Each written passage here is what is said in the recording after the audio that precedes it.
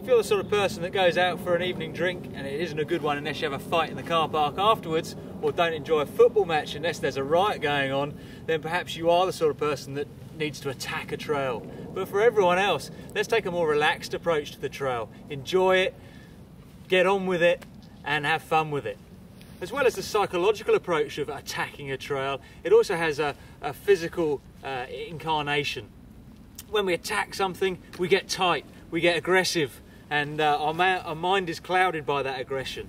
We want to be relaxed on the bike, we want to move with the bike, and we want to stay nice and fluid. None of that really relates to the fight scenario, or even the flight scenario where the trail has scared us into submission. Familiarity with a trail will help you to enjoy it and help you to like it more and help you to approach it in a more calm and reasoned manner. How much you can know about a trail depends on whether you've ridden it before or whether you've taken the time to walk that trail. If you're a world-class racer, inevitably when you get to a new track, you're going to spend some time analysing the sections within that trail and looking for opportunities to gain speed, where you can gain time and where you're going to let the bike roll more fluidly, and other places where you're going to have to be a bit more on it and work out where your speed control needs to be done or various other physical aspects need to be applied.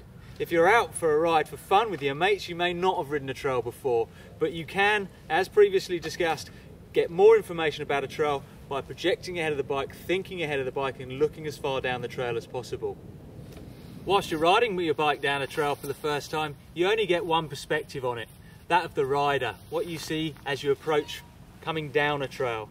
If you're looking to improve performance and overall enjoyment of a trail, it might be worth taking a while maybe to walk down that trail once, have a look through the sections and pick out certain features and points.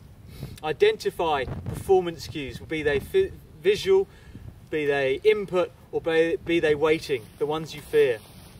So having prepped your bike and to a certain extent prepped yourself for a ride, understanding and getting to know a trail is going to help you like it more and have more fun with it.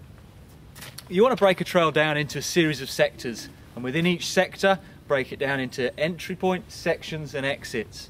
Then we can go back and marry it all together. Our brain can work ahead of the bike knowing what to expect.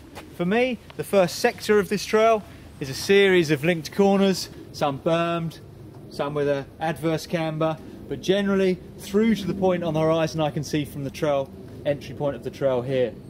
So as I'm coming down the trail, I know what to expect through each sector.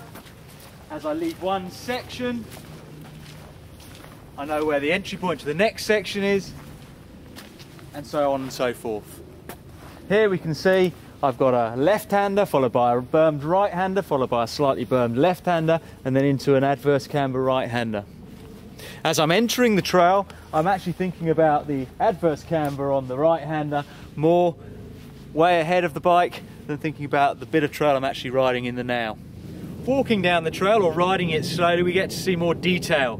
Not all of this detail is relevant. Some of it may be a bit of a bluff that the trail is trying to suck me in and make me focus on the wrong thing. However, some of it I do need to react to, and I do need to make adaptations to my riding for.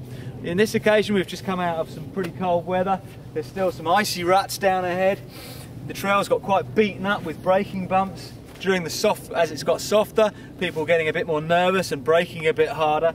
So this is a change from perhaps the last time I rode it. Certainly the icy ruts down there weren't there last time I rode it. So yes, I do need to think through things a little bit, but again I need to think through ahead of the bike, not as I'm riding into it. Additionally, what this will allow me to do is work on minimising the negative potential effect of what we call performance cues. When I know what to expect of a trail and the areas of the trail I need to work hardest at, then I can start to think about putting in some prior preparation by getting some practice in. If there's a corner that I struggled with, littered with different performance cues, then what I need to do is to break it down in my mind and then perfect the individual physical elements that I need to be applying to that section.